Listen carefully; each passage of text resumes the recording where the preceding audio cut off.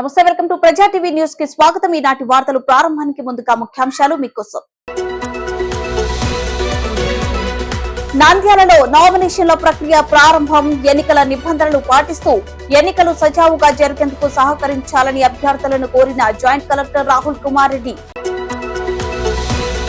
నంద్యాల అసెంబ్లీకి స్వతంత్ర అభ్యర్థిగా నామినేషన్ దాఖలు చేసిన వైసీపీ కార్యకర్త కామిని విశ్వవర్ధన్ రెడ్డి. ప్రజల డాటా చోరీలో వైసీపీ నిజ స్వరూపం త్వరలో బయట పెడతానని వెల్లడి. నంద్యాల జిల్లాలో నామినేషన్ల ప్రక్రియ ప్రారంభం. నంద్యాల అసెంబ్లీకి నామినేషన్ దాఖలు చేసిన అగ్రిగోల్డ్ బాధితుల సంఘం అధ్యక్షుడు బచ్చు శ్రావణ్ కుమార్. ఆలగడ్డలో టీడీపీ జనసేన బీజేపీ ఉమ్మడి ఆత్మీయ సమావేశం. హాజరైన Allagadda Janasena party incharge Irigela TDP అభ్యర్థి అఖిల ప్రియ రాష్ట్రంలో రాక్షస పాలనకు విముక్తి పలకాలని పిలుపు. నంద్యాల అసెంబ్లీ అభ్యర్థిగా నామినేషన్ దాఖలు చేసిన ఎస్డిపిఐ అభ్యర్థి ఫాసిల్ దేశాయ్. రాష్ట్ర ఎన్నికల కమిషన్ ఇచ్చిన షెడ్యూల్ మేరకు నంద్యాలలో గురువారం నామినేషన్ల ప్రక్రియ ప్రారంభమైంది. ఎన్నికల నిబంధనలు పాటిస్తూ ఎన్నికలు సజావుగా జరిగేందుకు సహకరించాలని నంద్యాల అసెంబ్లీ రిటర్నింగ్ అధికారి మరియు జాయింట్ కలెక్టర్ రాహుల్ కుమార్ రెడ్డి అభ్యర్థులకు సూచించారు. ఈ సందర్భంగా జాయింట్ కలెక్టర్ రాహుల్ కుమార్ రెడ్డి మాట్లాడుతూ ఎన్నికల ప్రక్రియలో భాగంగా 18 నుండి 29 వరకు నామినేషన్ల ప్రక్రియ కొనసాగుతుందన్నారు.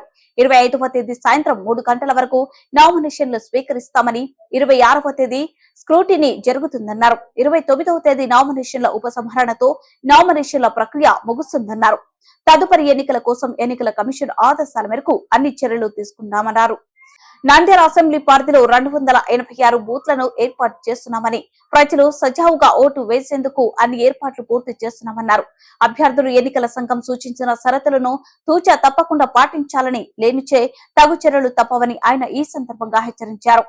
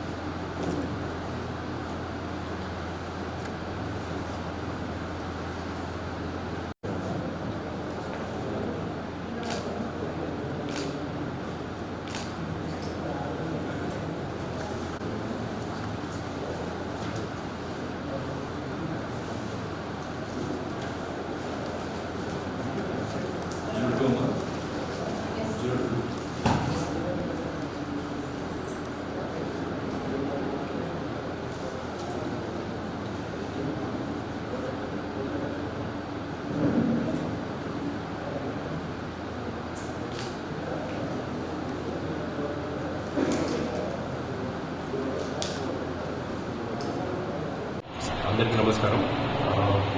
ముఖ్యంగా ఎలక్షన్ కమిషన్ ఆఫ్ ఇండియా వారు 16 మార్చి 2024 తేదీన మనకు ఎన్నికల షెడ్యూల్ ఇవ్వడం జరిగింది.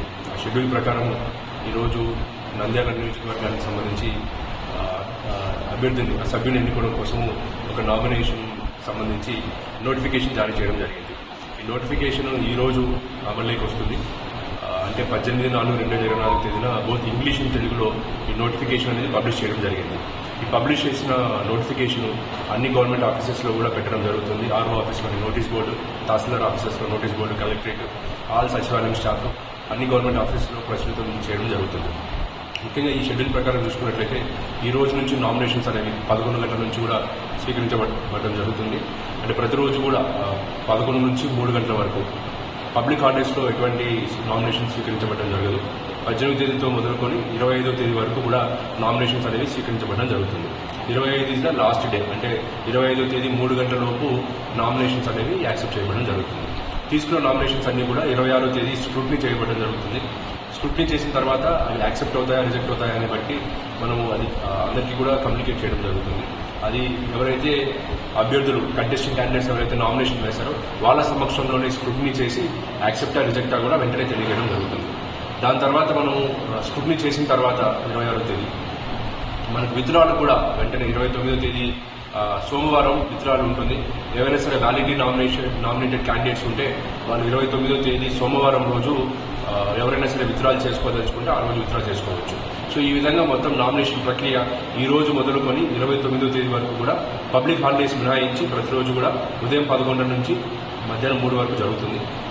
దాని తర్వాత ఎన్నికలు 13/5/2024 తేదీ మే 13 తేదీన ఎన్నికలు నిర్వహించబడడం జరుగుతుంది. మన నంద్యాల నియోజకవర్గం సంబంధించి మొత్తం 286 పోలింగ్ స్టేషన్స్లో ఎన్నిక అనేది జరుపుకోవడం జరుగుతుంది. ఉదయం 7 గంటల నుంచి సాయంత్రం 6 వరకు కూడా పోలింగ్ జరగడం జరుగుతుంది.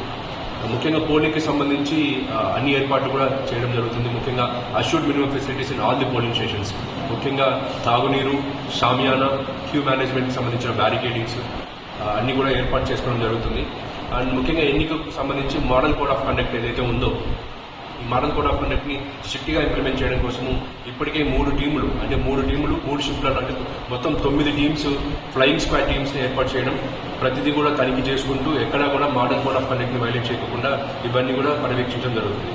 ఈ ఎఫ్ఎస్టీస్తో పాటు 3 ఎస్ఎస్టీస్ కూడా నంద్యాల నియోజకవర్గంలో 3 ఎస్ఎస్టీస్ కూడా పెట్టుకోవడం జరిగింది.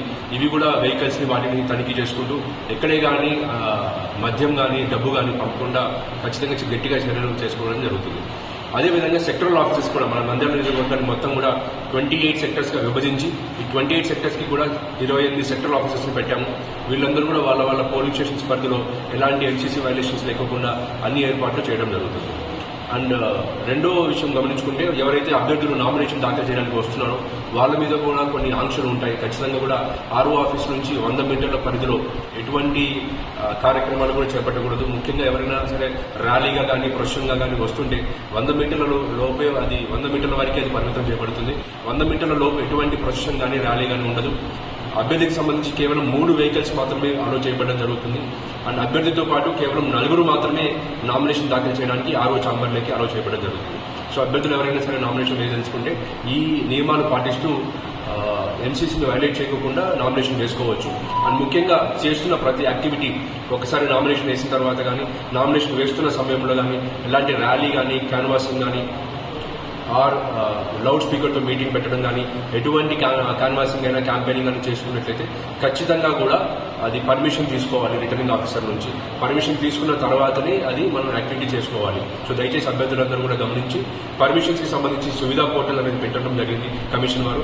ఆ సువిధా పోర్టల్లో మీరు పర్మిషన్స్ అప్లై చేసుకుంటే వితిన్ 48 అవర్స్లో మేము ఇవ్వడం జరుగుతుంది. ఎటువంటి డిలే లేకుండా పర్మిషన్స్ అన్ని ఇస్తున్నాము. చట్టరీత్యా ఏవైనా ఉంటే అవన్నీ కూడా ఇస్తున్నాము. ఏవైనా సరే కొన్ని ఇబ్బందులు ఉంటే అవన్నీ రిజెక్ట్ చేయడం కూడా జరుగుతుంది.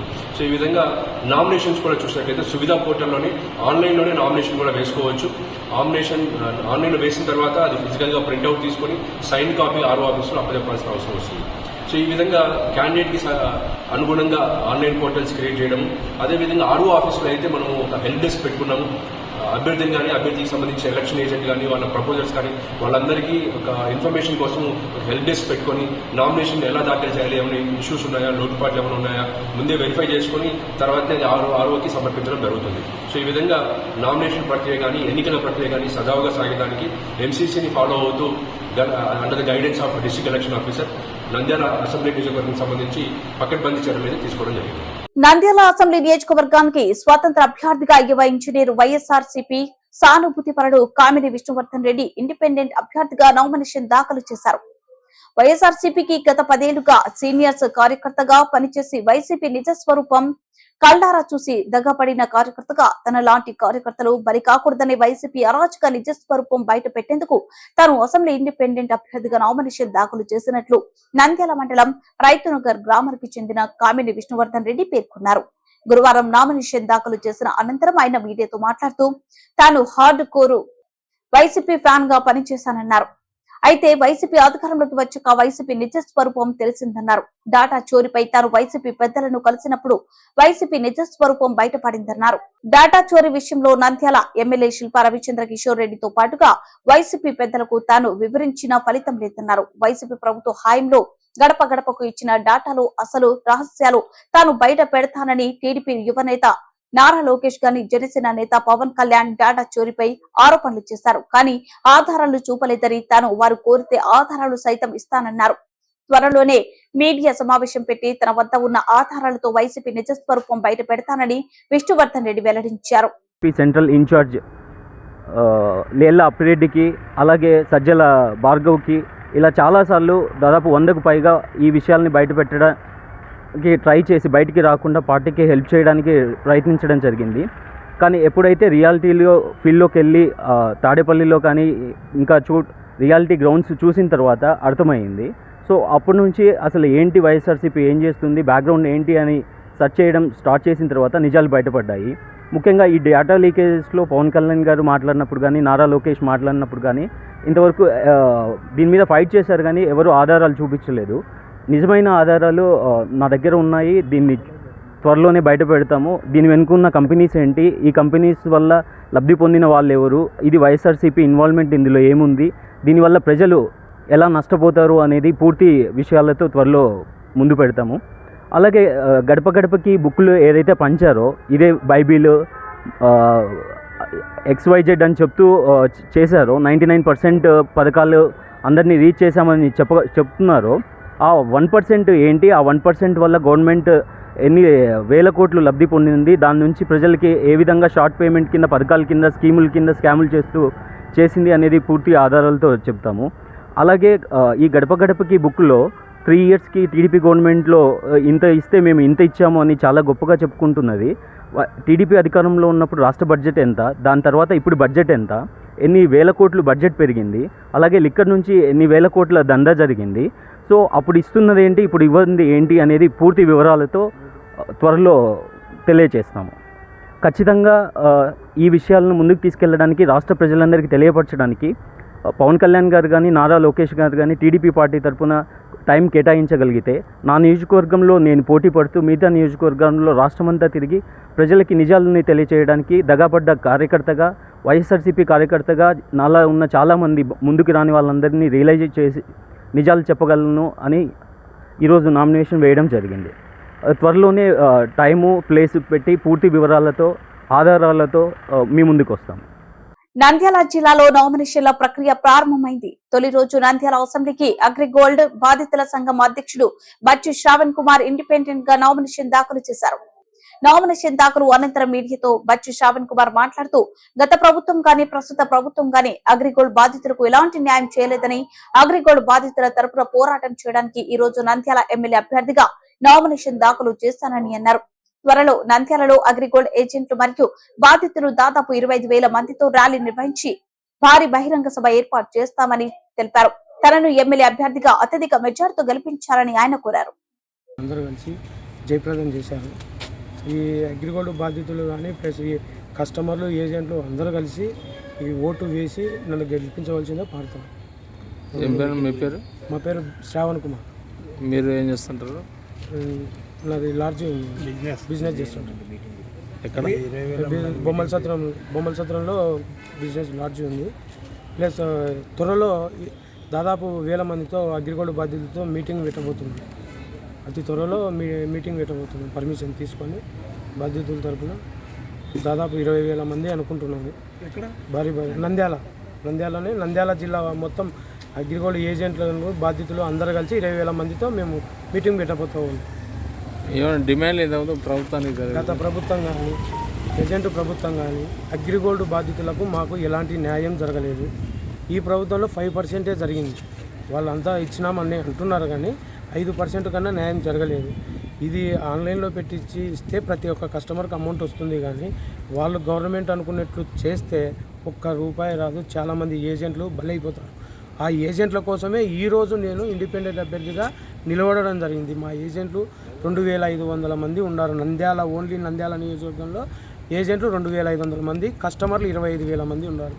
వీళ్ళకల్లా మా విజ్ఞప్తి ఏంటి అంటే మన ఓటు మనకే వేసుకొని మనం గెలిపించుకుంటే మన వాల్యూ అనేది ఈ గవర్నమెంట్కు తెలుస్తుందనే ఉద్దేశంతోనే మీడియా ముఖంగా తెలియజేస్తున్నాను. ఈరోజు ఇంత స్టేట్ వైడ్ చేస్తున్నారు. నేను ప్రజెంట్ ఈయన వేసాం సార్. స్టేట్ వైడ్ కూడా చెప్పాము.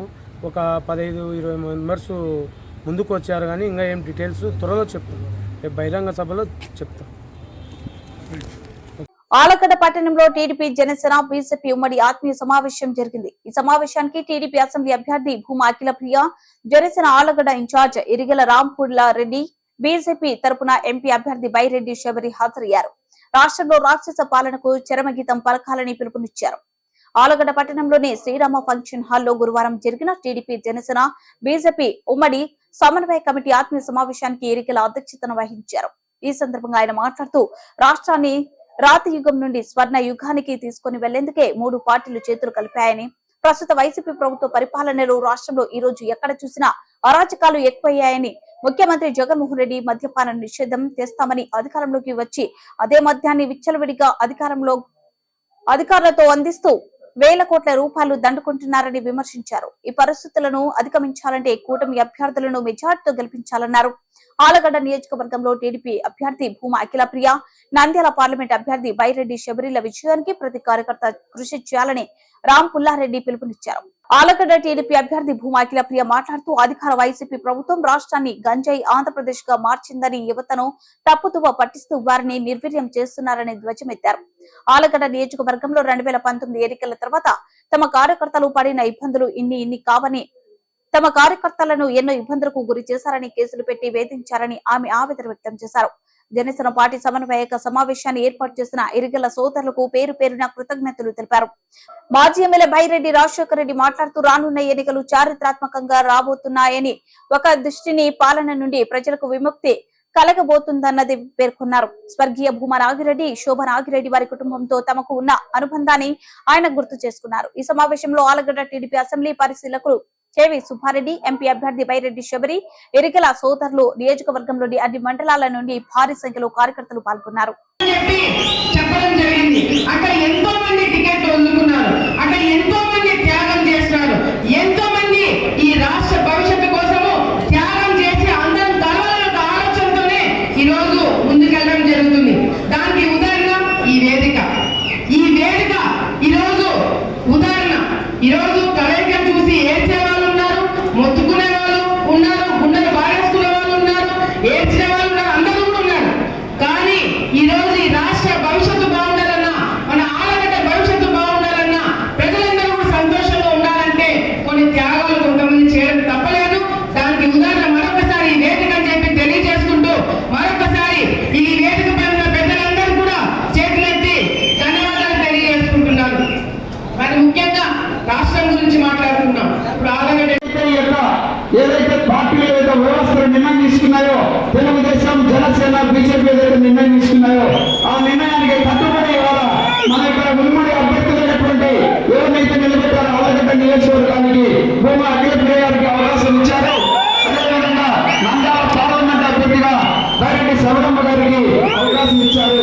ఆ అవకాశానికి మనం ఉపయోగించుకొని వాళ్ళను అఖండ మెజారిటీతో గెలిపించవలసిందిగా మనమందరం కూడా గెలిపించి పోరాడి మన పార్టీగా పోటీ చేసిందనేటువంటి ఆలోచనతో ఆ యొక్క ధైర్యంతో ముందుకు పోయి మనం ఇక్కడ గెలిపించుకోవాల్సిన ఉమ్మడి అభ్యర్థులు గెలిపించుకోవాల్సిన బాధ్యత ఇవాళ మన పైన ఉందని కూడా నేను తెలియజేస్తా ఉన్నాను.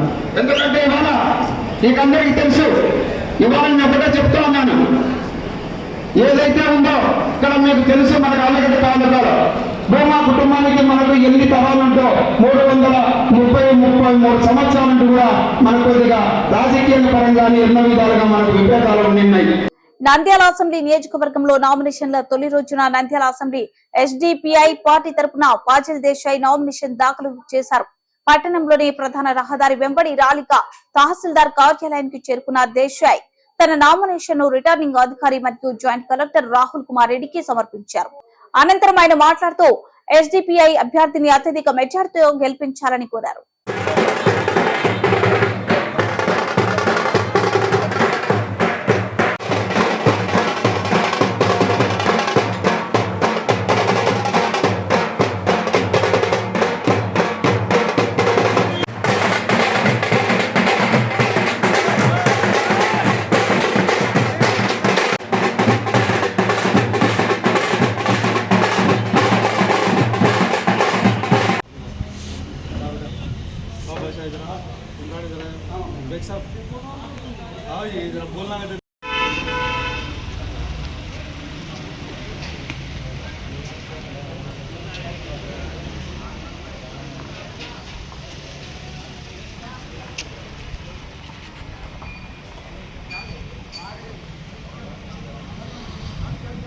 వార్తలు ముగించే ముందు ముఖ్యాంశాలు మరోసారి.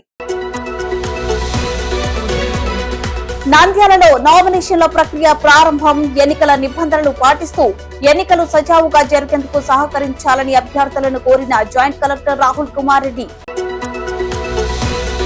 నంద్యాల అసెంబ్లీకి స్వతంత్ర అభ్యర్థిగా నామినేషన్ దాఖలు చేసిన వైసీపీ కార్యకర్త కామిని విష్ణువర్ధన్ రెడ్డి.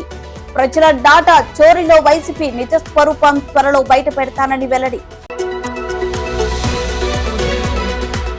నంద్యాల జిల్లాలో నామినేషన్ల ప్రక్రియ ప్రారంభం. నంద్యాల అసెంబ్లీకి నామినేషన్ దాఖలు చేసిన అగ్రిగోల్డ్ బాధితుల సంఘం అధ్యక్షుడు బచ్చు శ్రావణ్ కుమార్.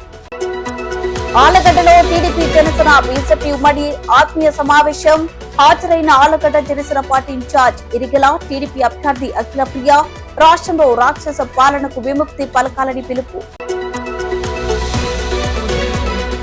నంద్యాల అసెంబ్లీ అభ్యర్థిగా నామినేషన్ దాఖలు చేసిన ఎస్డిపిఐ అభ్యర్థి ఫాసిల్ దేశాయ్.